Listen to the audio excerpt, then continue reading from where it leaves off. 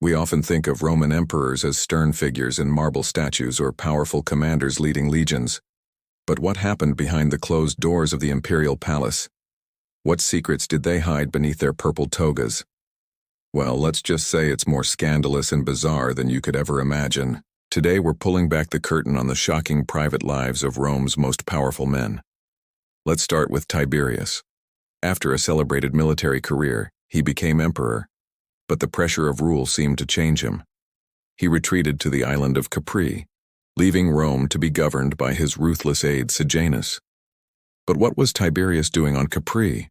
Ancient historians like Suetonius paint a picture of a secluded villa, dedicated to unspeakable debauchery. While some of these accounts might be exaggerated for political reasons, they reveal a deep-seated paranoia and a retreat from public life that left the empire vulnerable. His private life, whether fact or fiction, became a symbol of his failed leadership. Then there's Caligula. His name alone conjures images of madness. He was known for his extravagant spending, but his personal obsessions were even stranger. It's famously said that he loved his horse, Incitatus, so much that he gave him a marble stable, a jeweled collar, and even planned to make him a consul, an official of the Roman government. This wasn't just a quirky love for an animal. It was a demonstration of his absolute power. He was essentially telling the Roman elite that his horse was more important than they were. His private whims had very public and very terrifying consequences.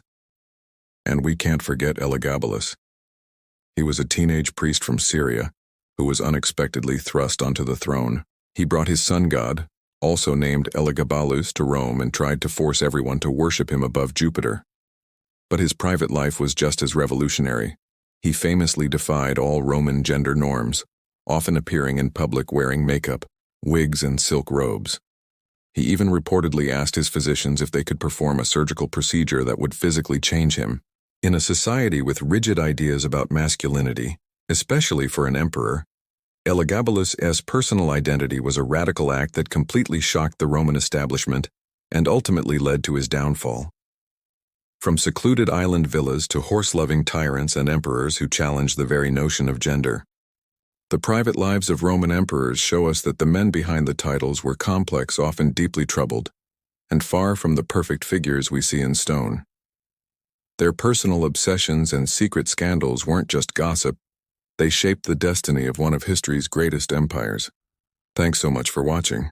If you found this dive into history fascinating, don't forget to hit that like button and subscribe for more untold stories. See you in the next video.